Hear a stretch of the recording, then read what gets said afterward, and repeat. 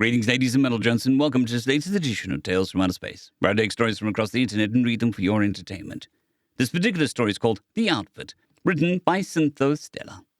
The ship dropped out of the outer space at the exact time Caretaker specified. The LFN system, home of the Urnar Kingdom. After he was informed that he was being transferred to meat space, Taz mentally prepared himself, and then gave the go-ahead to Caretaker. Like someone flicking his head gently, he was pulled out of the recreation of his old home and was now seeing through an optical sensors of the general-purpose humanoid frame. Taz is still better, angry over what happened to him and his online gaming group, the Blood Dogs. Around 500 of them were preparing an assault on the notoriously defensible King's Lookout within the online game, Galactic Warfare Online. Then, out of nowhere, all of them felt a sharp surge of a migraine through their heads. Next thing they knew, they were told their brains were transferred into specialized life support machines and are capable of remotely controlling humanoid robots. Their only clues: humanity was smashed over 1,000 years ago from the present, but are hiding somewhere. Earth is implied to be ruined, its coordinates lost long ago, and Taz and his gaming group, now transformed into mercenary outfit, possesses the technology humanity had in its golden age, which means they are a singular most powerful group in the galaxy. And they're using it to fight humanity, and hopefully there's a technology to undo what happened to them. "Good morning, General Taz," Caretaker announced cheerfully in her naturally feminine voice. "Our search here has a complication. The kingdom is under assault by the Eternal Empire." "How bad?" Taz replied, staring at his robotic fingers as he flexed them, clearly mechanical, yet had an elegant organic design. "Imperial fleets have blockaded the system, all warp travel is blocked, and will result in annihilation," Caretaker began. "The local garrison of Royal Army is in dire circumstances. They are severely outgunned and outnumbered, yet they still fight on." "What about the king, or his family?" Taz inquired, leaning over the central command console, which projected the holographic display of the planet. Red triangles denoting hostile forces flooded the view. There is a distinct lack of blue squares representing potential friendlies. "Alive, but the situation is unstable," Caretaker answered. "There is a 65.3% chance that Imperial forces will break through and kill the family." "Then let's make that 0% chance," Taz declared firmly. "Where's my circle, Caretaker?" "Anubis is in the fabrication deck," Caretaker explained, projecting a map of the ship. "I touched your mom is resting within his home in cyberspace, and Waffle Boy is in the arena, just now achieving a 30-kill streak." "Bring him out, I'll get Anubis," Taz ordered, then bringing a finger to the side of his humanoid head. "Anubis! Taz, get to the command center." "All righty, on my way now," he replied casually.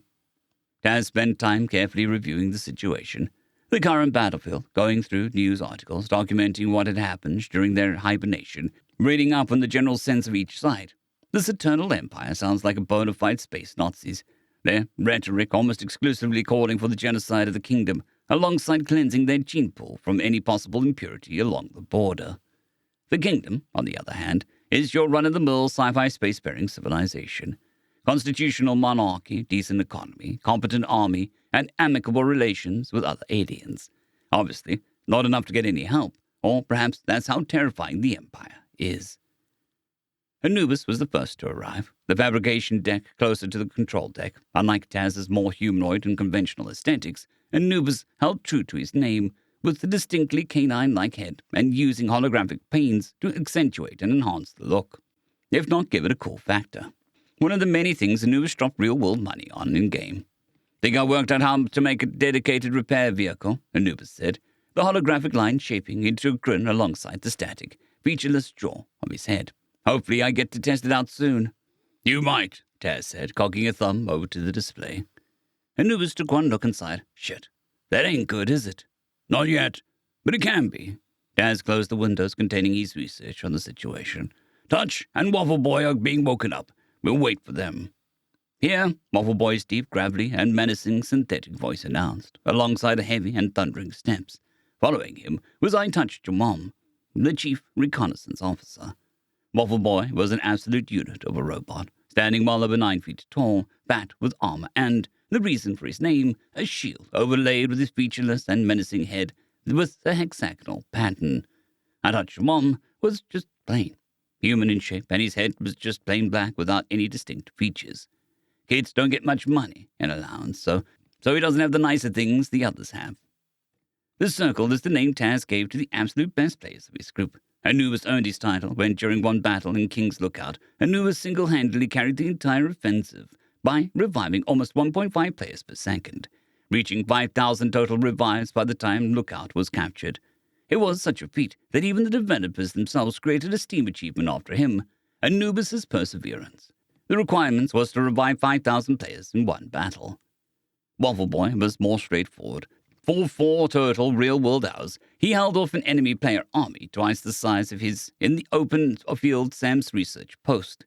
For weeks, there were rampant accusations of hacking leveled against him.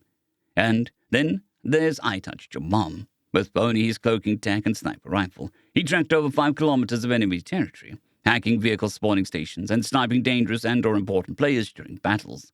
He alone was responsible for countless black caps and tying up enemy zergs just by pissing them off. And he escaped retribution far more times than that. "Gather up, everyone," Taz announced, with a wave. The 3 circled the console and looked at the holographic representation. "Our POI, King Yea, is in danger. The Eternal Empire, space Nazis basically, have declared war on the kingdom and are already knocking at the door. Local forces are outnumbered, outgunned, and are slowly losing ground by the day. If we're going to get that artifact the king's rumored to have, we'll need to do something.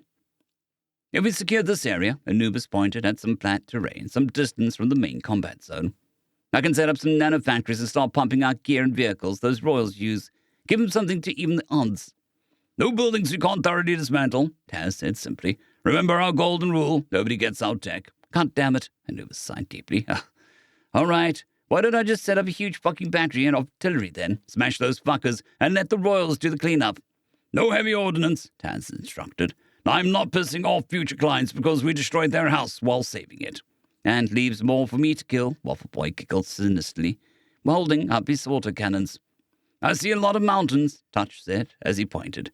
"Just drop me there and I can pick off some officers." "Okay, we have a plan," Taz announced after a quick moment of silent thinking. "Anubis, you're in charge of Group Steel Rain. Set up an artillery base. Waffle Boy, you're in charge of Iron Wave. Grab up a bunch of heavies and exos and smash the Imperials where it hurts. Caretaker?" "Scan of the landscape has revealed concentration of Imperial forces and buildings," she answered, presenting a map. "I'm 98.3% positive that what we're looking at is the Imperial FOP. Hit that, and we'll severely disorganize them." Waffle Boy let out a long giggle. His bloodlust never sated, even when virtual became reality. "Wait, what about me?" Touch spoke up indignantly. "You're in the mountains, like you said," Taz answered. "But you'll do more. Grab an AM-23 Panzerfaust and add armored vehicles to your hit list." "Fucking sweet," Touch exclaimed with joy. "Language, kid," Anubis said in false offense with a grin. "Back you, bitch," Touch replied quickly with a finger. Anubis just laughed. "Remember, everyone," Taz said firmly to cut in, "our ultimate goal is to recover that artifact. Everything else is secondary. We need to find out what the hell happened to humanity, to us." Everybody gave a grim moment of silence after that. A moment to remember the lives stolen from them, to remember loved ones and friends they've lost. "Talked to the leader yet?" Touch asked over the communicator. "We'll be helping their new assaults to relieve friendlies trapped inside the city," Taz answered, riding shotgun in a Typhoon. It is a transport, revived from the game of Anubis, that is kitted out with high-strength shield, 2 50-cal machine guns, and a mobile spawn system. Any losses the Bloody Dogs incur will be replaced here. "Hey, Taz," Waffle Boy spoke, his voice hinting at barely restrained enthusiasm. "The boys are ready. We see the FOB. Give the word already." "Anubis, how's the artillery?" Taz asked the Typhoon's driver. "Last gun went online," Anubis answered with an eager grin. "Target spots are already set." "Start firing," Taz ordered. "Saturation bombing, tight spread, 4 salvos. Waffle Boy, artillery's firing. Wait for the 4th round before moving in." "This will be glorious." Waffle Boy seemed almost orgasmic on hearing that. Anubis leaned over to Taz. "Yo, you think he was a serial killer IRL?" "Probably," Taz shrugged, sounding casual and unconcerned. "I mean, unless he figures out how to access our life support systems, what can he do to us?" "True," Anubis shrugged as well, straightening his posture. "Just, still bothers me how he acts and shit." "You get..." Hold up." Taz leaned forward, optics zooming in. It was the Royal Army they were linked up with. Infantry was on the transports that they were shooting off the high speeds. "What the hell? It's too early. Taz! An unfamiliar voice startled Anubis. Major, what happened? He answered quickly. Imperial forces have breached the royal palace, the Major said frantically. The royal family is in danger. We need to get over there. Now, meet me on the front line. Shit, Taz hissed, leaning against his seat. Taz, if those Nazis find that artifact, Anubis trailed off as of his warning. I know, Taz nodded, and gripped his LMG. Okay, punch it. Slamming his foot on the pedal, the Typhoon accelerated rapidly, blasting past the remnants of the hastily deployed forces.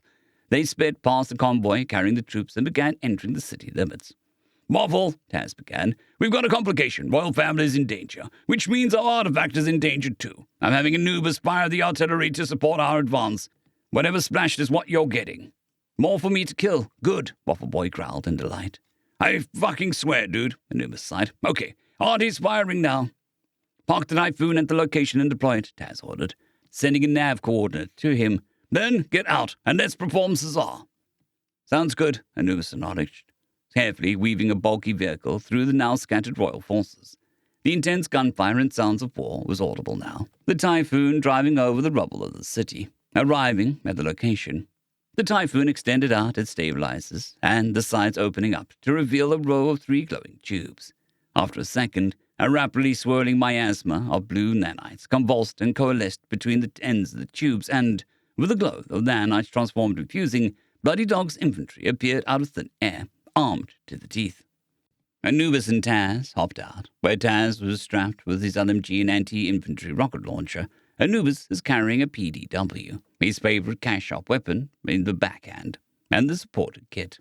The kit, controlling a select amount of nanites given to him, is capable of mending and reviving Bloody Dog's forces and repairing vehicles. Major Urza, get back, Taz ordered firmly, approaching an avian alien dressed in fancy and decorated attire. If you go down, you'll cause further damage to your forces. Taz, I swore an oath when I enlisted, Urza said, just as firmly. With the king in danger, I'm obliged to take up arms and stand beside him. I will not abandon my office in this hour of need ever. Fine, we'll adapt, Taz conceded with a sigh. Urza, you're thus, stay close. We can get to the king faster and make sure that you stay alive. Very well. Urza was surprised at such a demand, but gave a shrugging nod.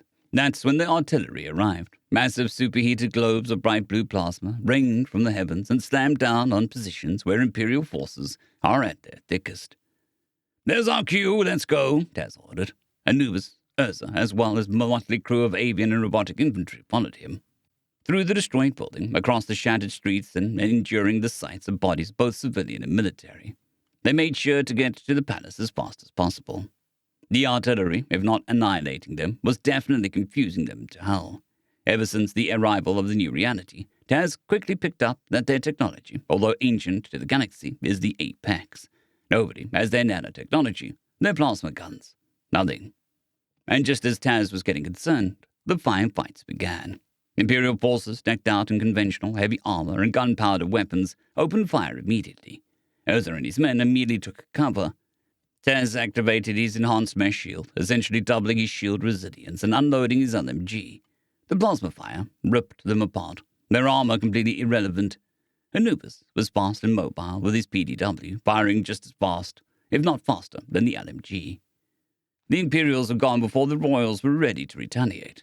By the looks on their beaked faces, they were absolutely flabbergasted. Except for Urza. Taz picked up that the Major was already aware of them in detail during his conversation. After a quick status check, everybody was good to go. Blasting through the squads of Imperial infantry, they finally arrived at the palace.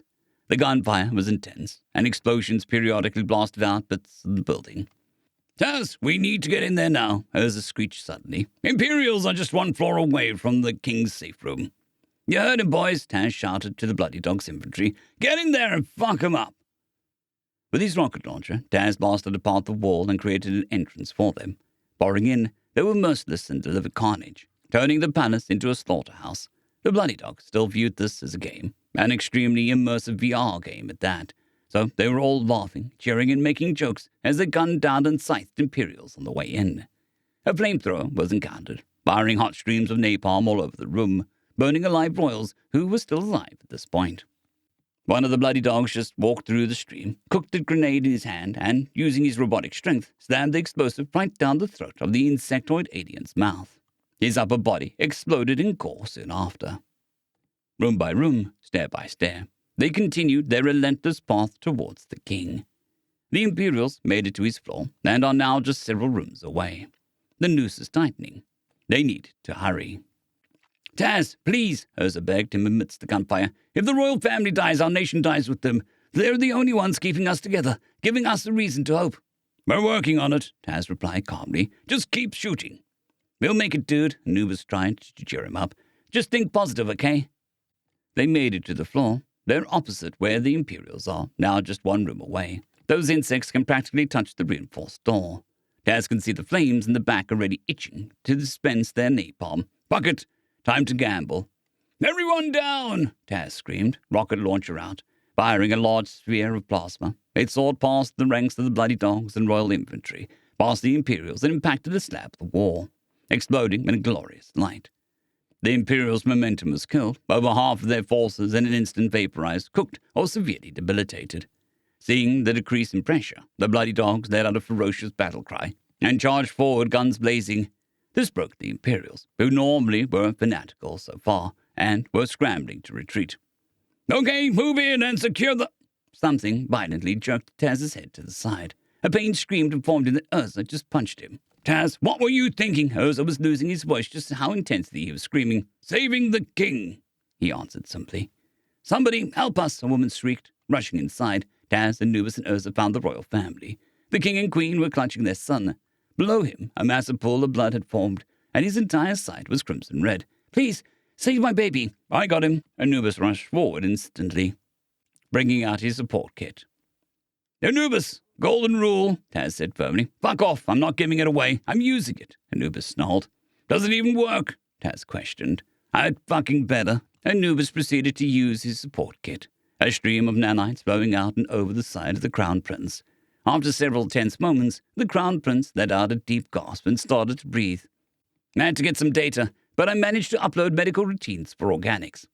Caretaker explained on cue. Had I known, I would have prepared ahead of time.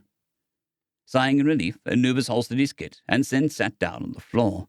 After making sure their son was indeed okay, King Yea walked over to them, tearfully embraced Anubis, showering him with words of gratitude. Taz, Urza said, voice the opposite of calm. When Taz turned to face him, the Major, too, embraced him closely. Thank you, as reckless and, dare I say, monstrous as you are. Thank you. You just saved our people. I owe a debt that can never be repaid, King Yea said, when he finally regained his composure. Please, is there anything I can do? You have something we want, Taz began, approaching the king. An object recovered from a dig, human in origin. The human device, Yea asked in shocked surprise. Not money. Status, not even exclusive and very lucrative contracts with our government. No, Taz answered, just that, and we'll consider debt repaid. Yea blinked in stunned silence for a few moments, then slowly nodded. Well, okay. Follow me. Anubis, was it? Is it too much trouble to ask you to watch over my wife and son? Not at all, Anubis chuckled as he shook his head. Turns out the safe room was the king's private collection of exotic antiques and very expensive stuff. Deep inside, Yea opened up a display case containing a small, squarish object that has definitely seen better days. But I don't understand why giving you this artifact is so important. May I ask why? After taking it and securing it in his pocket, Taz answered, We're looking for our people, looking for answers. Your peep. Yea lost his voice when he realized, eyes and beak wide and open. No, actually... We are, Taz nodded. We've been asleep for a while. Need to find what happened exactly and where humanity went. They're not extinct? Yea inquired, now more curious than shocked. No, hiding, Taz began and walked away. And again, we're looking for answers. End of story.